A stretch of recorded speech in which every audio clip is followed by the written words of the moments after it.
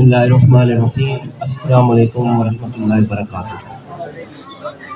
मैं आज सबसे पहले तो ये है कि 7 मिनट अपने मुकर्ररा वक्त से लेट आया, जिसके लिए मैं तमाम लोगों से माजरत हुआ। वो कौमें कभी तरक्की कर ही नहीं सकती जो कौमें वक्त की कदर नहीं करती। अगर कोई भी कौम तरक्की करेगी तो उसकी तरक्की का पहला राज जो है वो वक्त की कदर है, टाइम को मैनेज करना है। किस वक्त कौन सा फैसला मैंने करना है, वो जो आपका चंद लम्हे की सोच होती है, उस पर आपकी आने वाली 40 साल 50 साल जिंदगी की बुनियाद इमारत खड़ी होती है। इसको कभी जिंदगी में हल्का ना लीजिएगा कि हम 2 मिनट लेट आए कोई मसला नहीं, हम 20 मिनट लेट आए कोई मसला नहीं, हम घंटा लेट आए कोई मसला नहीं। हमेशा अपने मुकर्ररा वक्त से 15 मिनट पहले पहुंचा करें, ताकि क्योंकि बच्चे हमारी आदतों से, हमारी हरकतों से, हमारे अमली नमूने से सीखते हैं, ना कि लंबी लंबी तकरीरों से सीखते हैं। अभी मैं जितनी बातें करूंगा एक बार भी बच्चों को समझ नहीं आएगी तो सिर्फ वालिदैन को समझ आएगी।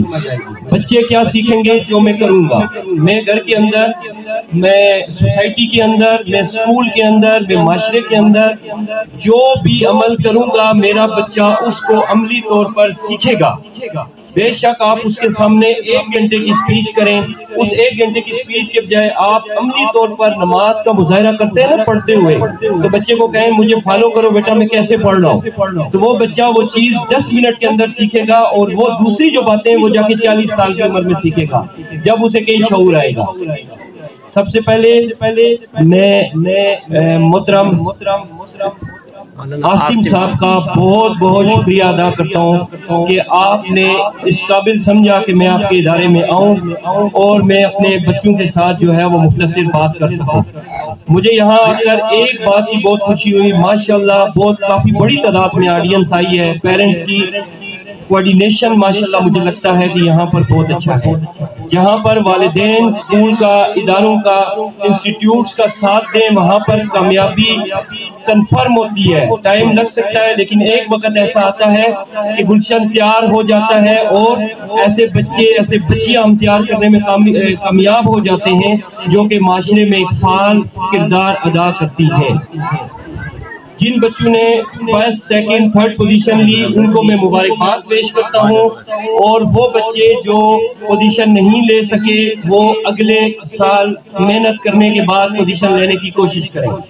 एक गुजारिश वालिदैन से, वो ये गुजारिश है कि जिन ये नंबर, ये मार्क्स, ये डिवीजन, ये अमली जिंदगी में कोई अहमियत नहीं रखती। ये मेरा 20 साल का एक्सपीरियंस है, मैं पढ़ाता हूँ, ज़रा मैं टीचिंग से वाबस्ता हूँ। आपकी अमली जिंदगी का नंबरों से कोई ताल्लुक नहीं है, ये कोई और ही सिलसिला है, ये कुछ और इंसान की आदत है, इंसान के किरदार है, ये उस बेस पर इंसान कामयाब या नाकाम होता है मेरे नज़दीक। इसलिए आप, हमारे अक्सर वालिदैन ये गलती कर जाते हैं कि बच्चे की हौसला शिकनी कर जाते हैं, तुम क्यों नहीं पोजीशन, तुमने क्यों नहीं ली फर्स्ट और सेकंड और थर्ड। कभी जिंदगी में ऐसा ना कीजिएगा। बच्चा एहसास महरूमी का शिकार हो जाता है। बच्चा जो है वो उसके बाद ग्रोथ करने के बजाय वो डिक्लाइन, नीचे की तरफ गिरना शुरू कर देता है। आपके चंद लम्हों के तल्ख अल्फाज बच्चे की जिंदगी में गैप पैदा कर देते हैं और बच्चे की जिंदगी को खराब कर देते हैं। जिंदगी भर में कभी बच्चे को एहसास महरूमी का शिकार न बनाए, हाँ उसे मेहनत पर उकसाएं, उसे हार्ड वर्कर बनाएं, उसे कहें ज्यादा से ज्यादा मेहनत करो, अगले साल तुमने पोजीशन इंशाल्लाह लेनी है, ले तो वेल डन, ना ले तो कोई मसला नहीं है। ये कोई जिंदगी मौत का मसला नहीं है। इसलिए किसी के बच्चे ने अगर पोजीशन नहीं ली तो उसमें अल्लाह ने कोई और सलाहियत रखी होगी, उसमें कोई और काबिलियत रखी होगी। हमें वो काबिलियत, सलाहियत को देखकर बच्चे को जो है वो सिलेक्ट करना चाहिए। आज अनफॉर्चुनेटली हमारे मुल्क का एक बहुत बड़ा मसला क्या है कि इस घर के अंदर एक बच्चा जो है वो मेडिकल की तालीम हासिल कर रहा है, तो सारे उसी में छोड़ देते हैं कि सारे मेडिकल हासिल करें। ऐसा नहीं होता। हर बच्चे का माइंड सेट, हर बच्चे की सोच, हर बच्चे की फिक्र और हर बच्चे का लेवल अलग अलग होता है। हर बच्चा दूसरे बच्चे से मुख्तलिफ होता है। वो काम नहीं कर सकता जो शायद आप सोच रहे हो। इसलिए बच्चे की वो खुदादाद, वो छुपी हुई सलाहियतें जो अल्लाह रब्बुल इज्जत ने उसके अंदर डाली हैं, उनको आप जो है वो बाहर निकालने की कोशिश करें, उन पर वर्क करें, उन पर काम करें, फिर इंशाअल्लाह ताला एक अच्छा माशरा तैयार हो सकता है। कुछ 2-3 चीजें जो मैं आपसे यहाँ पर डिस्कस करूंगा, 15 मिनट का टाइम मुझे दिया गया, इंशाल्लाह उसके अंदर बात होगी। पहली बात यह है कि इतनी मेहनत आप करते हैं, इतनी असातिज़ा इकराम करते हैं, माशाल्लाह असातिज़ा इकराम की भी मेहनत हमें नजर आ रही है। और मोहतरम आसिम साहब करते हैं, या कोई भी इदारा चलाने वाला जो सुबह से शाम तक यहाँ बैठा रहता है, वो एक मकसद के तहत यहाँ बैठता है। तो आपसे भी मेरी ये गुजारिश है कि आप अपने बच्चों की जिंदगी को बामकसद बनाएं, एक गोल ओरिएंटेड बनाएं, एक मकसद लेकर अपने बच्चे के लिए चलें कि आज अगर आपका बच्चा नर्सरी में है तो अगले 15 साल बाद इस बच्चे को कहाँ खड़ा होना चाहिए, अगले 20 साल बाद इस बच्चे के यूनिवर्सिटी के एक्सपेंसेस कितने होंगे, अगले इसको जहाँ मैं दाखिल करवाऊंगी वहाँ के लिए कितना खर्च आएगा। तो आज से बच्चे के ज़हन में इस चीज को डालना शुरू करें कि ये जो तुम्हें मैं तालीम दे रही हूँ या दिलवा रही हूँ, इसके पीछे ये मेरे मकासद हैं, आपने इन मकासद को हासिल करना है।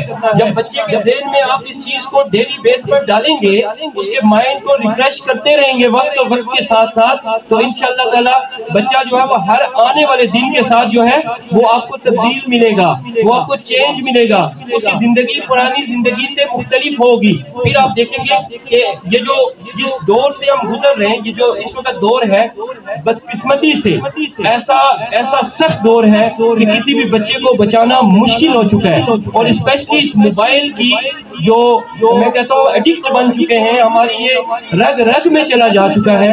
इससे बचने का सिर्फ और सिर्फ ये तरीका है कि मुकम्मल तौर पर बच्चे की सरपरस्ती करें, मुकम्मल तौर पर बच्चे के एक लम्हे को फॉलो करें, बच्चे के एक मतलब वो घर से कितने बजे निकलता है, कहाँ जाता है, क्या करता है, कहाँ से होके आता है, किन फ्रेंड्स के साथ रहता है, इदारे में क्या हासिल करता है, बाहर क्या देख रहा है, हर चीज पर आपको नजर रखनी पड़ेगी। वरना ये मोहतरम फरमा रहे थे कि आने वाला वक्त ऐसा है, और वल्लाह ये सही कर रहे हैं, अगर हमने मोबाइल पर कंट्रोल ना किया कुछ भी हमारे पास नहीं बचेगा, कुछ एक चीज भी हमारे पास नहीं बचेगी। इतने केसेस हैं, मैं आपको सुनाना शुरू करूं आप परेशान हो जाए। हमारे अपने इलाकों के ये जितने हमारे ये सारे अपने इलाके, मतलब ऐसी ये बीमारी हो चुकी है, क्या मर्द, क्या औरतें, क्या बच्चे, छोटे छोटे बच्चे, और वो 2-2 घंटे मोबाइल देखते हैं, क्या देखते हैं हमें कोई पता नहीं है। तो अगर बहुत जरूरी है तो इनका जो है वो आप स्क्रीन आवर्स कम करें। अगर घंटा बच्चे की आदत बन चुकी है और वो मरीज बन चुका है इसका, तो उसको 45 मिनट पर लेकर आए, उसको 40 पर लेकर आए, उसको 30 पर लेकर आए,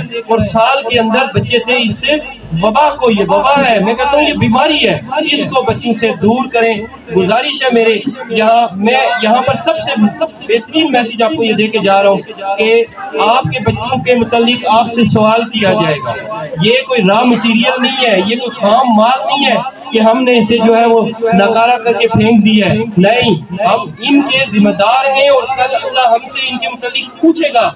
इदारे वाले जिस तरह आसिफ साहब हैं, सब बच्चों के जिम्मेदार हैं, मैं किसी इदारे का जिम्मेदार हूँ तो मैं सारे बच्चों का जिम्मेदार हूँ। इसी तरह आप वालिदैन हैं तो आपसे आपके बच्चों के मुतालिक खाने पीने, रिहाइश, कपड़े, ये सब कुछ पूछा जाएगा। लेकिन क्या आप उसकी तरबियत कर सकें, क्या आप उसके अखलाकियात को बना सकें, क्या आप ऐसा इंसान तैयार कर सकें जिसको 1 अरब रुपए रिश्वत दी गई है और उस बच्चे ने इनकार कर दिया है, क्या इस लेवल का बंदा बना सके?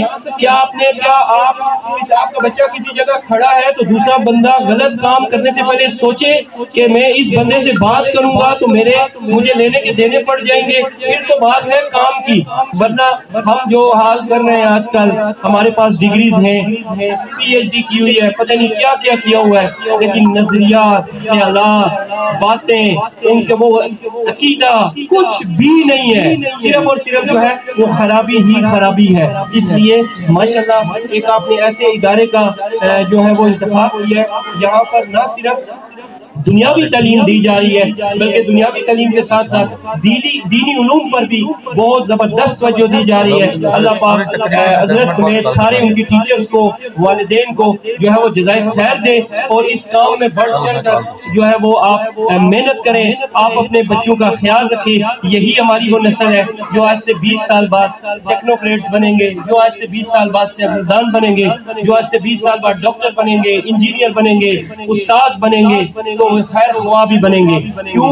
इनमें ऐसी आदतें भी डालनी चाहिए, और वालिदैन इस चीज के जिम्मेदार होते हैं। घर के अंदर बच्चा आपके पास ज्यादा टाइम रहता है और कम टाइम इदारे के अंदर रहता है। इदारा अपना किरदार हर सूरत अदा करता है खुदा के सामने, और